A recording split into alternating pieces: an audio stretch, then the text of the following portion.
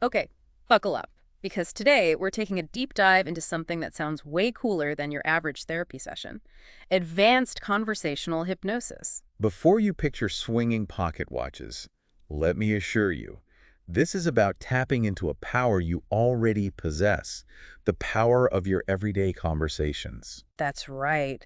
Forget the stage show. We're going beyond scripts and protocols. We're exploring how conversation itself can be a tool for incredible change. Think of it like upgrading your communication skills, but with seriously insightful hypnotic principles. Okay, you've definitely piqued my interest. Are you saying that hypnosis is something we naturally experience without even realizing it? Absolutely. Think about those times you're engrossed in a captivating movie or you're driving and you suddenly realize you don't remember the last few miles.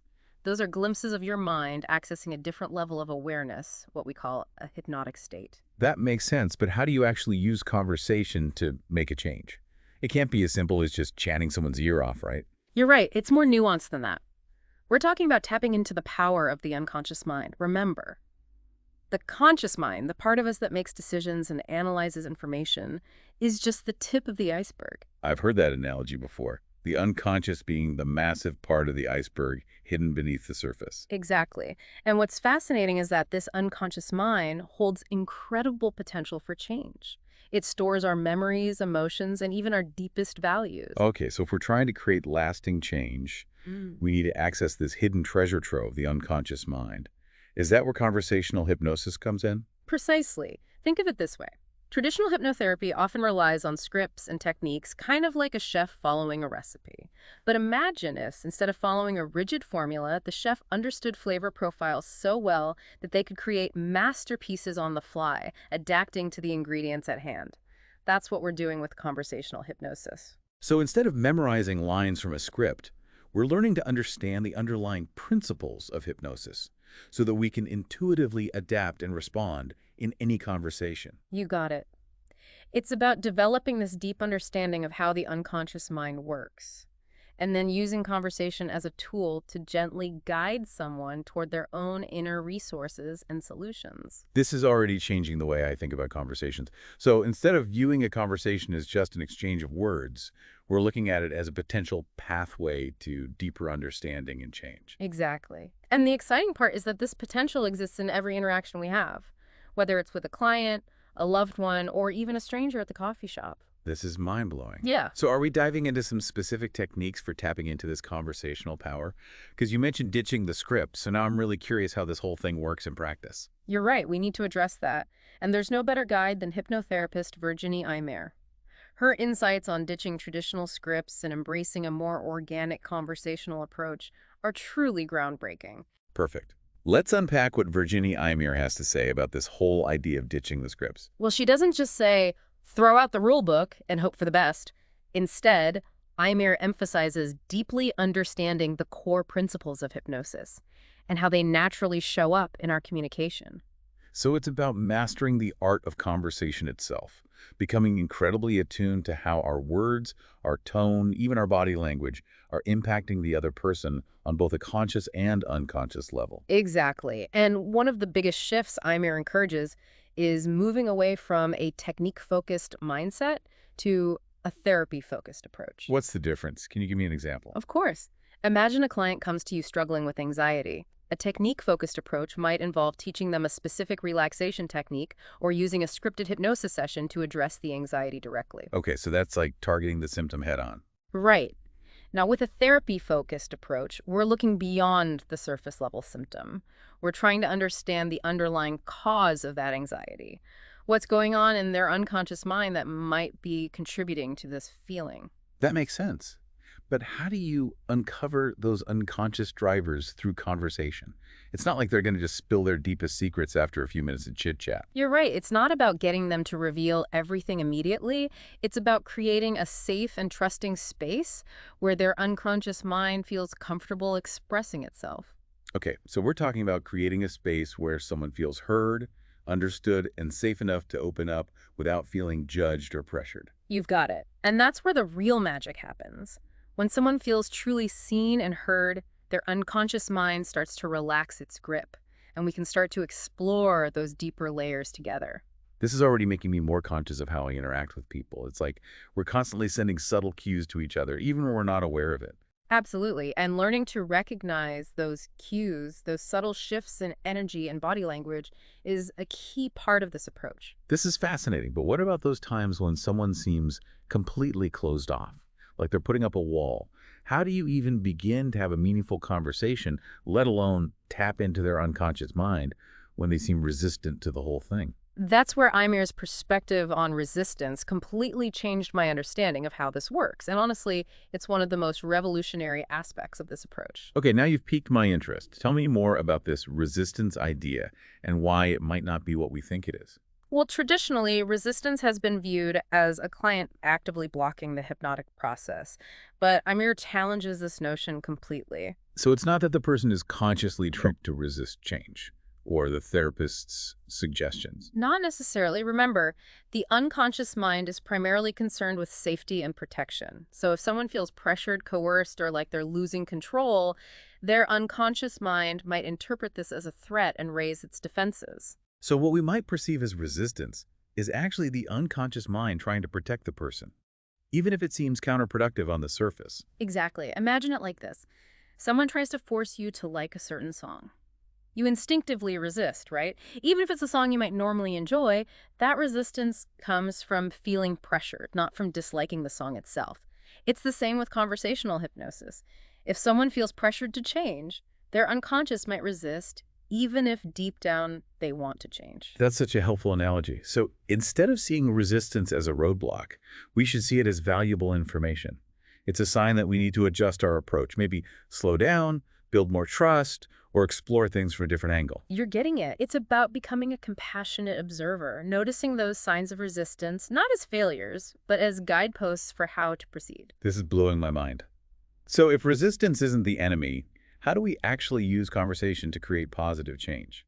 I'm dying to hear some practical tips. I hear you. It's not about learning a bunch of tricks or magic phrases. Instead, it's about mastering the art of deep listening and recognizing those unconscious moments where someone's defenses relax and they become more open to suggestion. Okay, you've said unconscious moments a few times now. What does that actually look like in a conversation? How do we spot those moments when they happen? Think of it like this. Imagine you're deeply engrossed in a movie. Your conscious mind, the part that analyzes and critiques, takes a bit of a back seat, allowing you to get fully immersed in the story. Right, you're not overthinking the plot holes or anything, you're just completely absorbed in the experience. Exactly.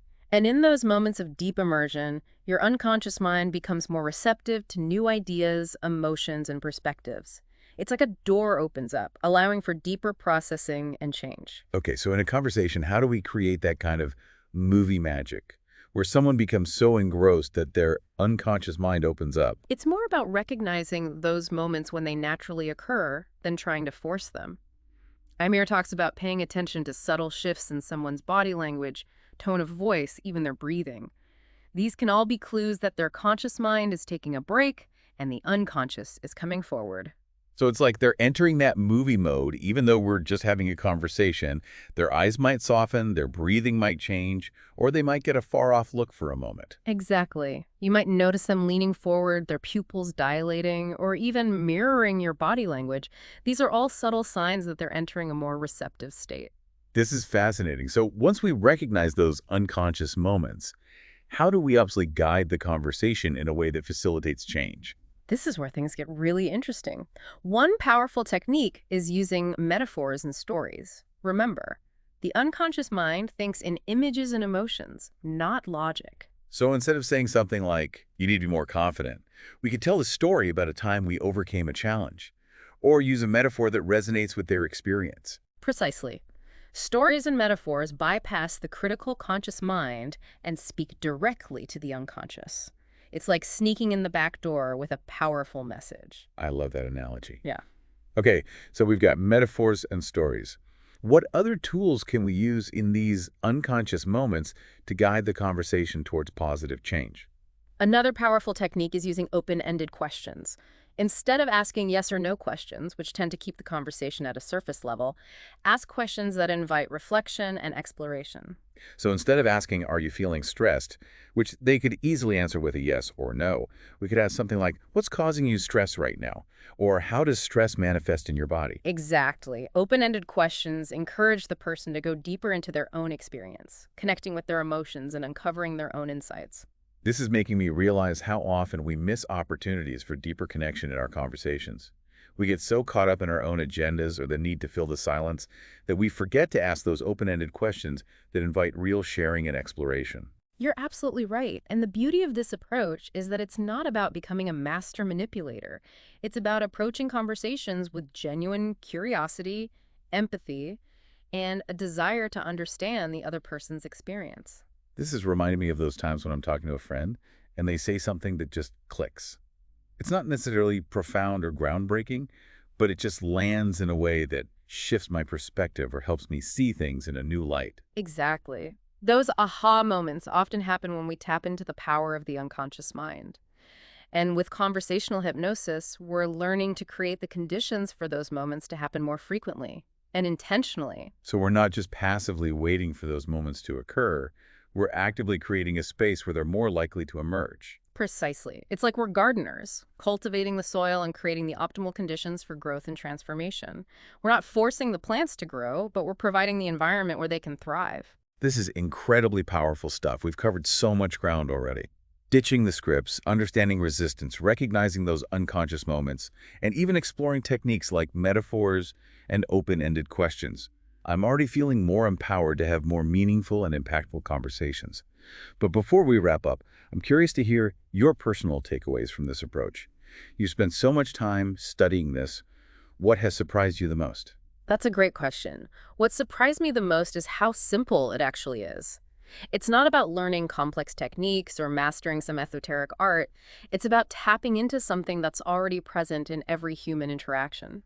The power of connection, deep listening, and recognizing the wisdom within each of us. It's like we've been searching for this complex answer, but the solution was right there under our noses the whole time, just talking to each other. Exactly. Eymere often talks about how she'll start sessions with casual conversation, like catching up about a client's day. Before even mentioning hypnosis, it's about building rapport, creating that safe space, and allowing those unconscious moments to emerge naturally. So it's not about putting on a hypnosis show. It's about creating a space where someone feels seen, heard, and understood. And in that space, amazing things can happen. Precisely. And the best part is you don't need to be a certified hypnotherapist to start incorporating these principles into your life. Okay, now that's empowering. So what are some practical ways our listeners can start applying these ideas in their everyday interactions? It starts with awareness. Pay attention to how you communicate. Notice your own body language and tone of voice.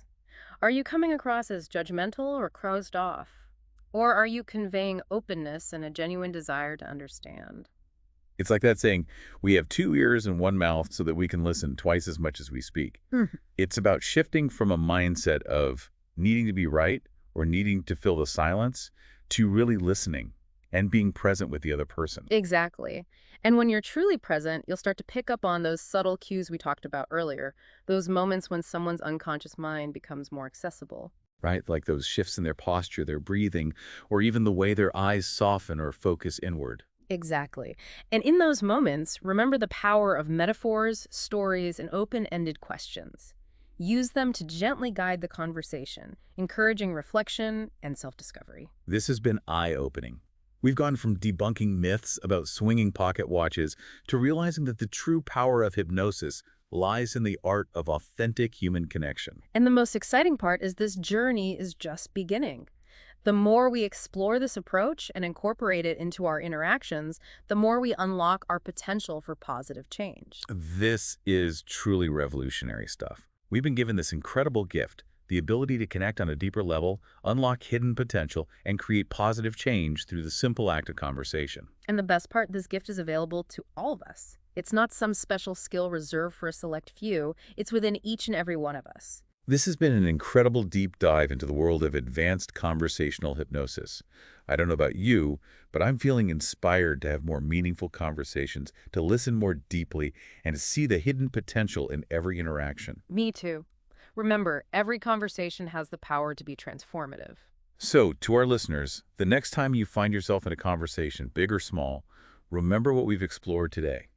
Listen closely, be present, and see if you can tap into the magic of conversational hypnosis. You might be amazed by what unfolds. That's it for this episode of The Deep Dive. Until next time, keep exploring, keep learning, and keep those conversations flowing.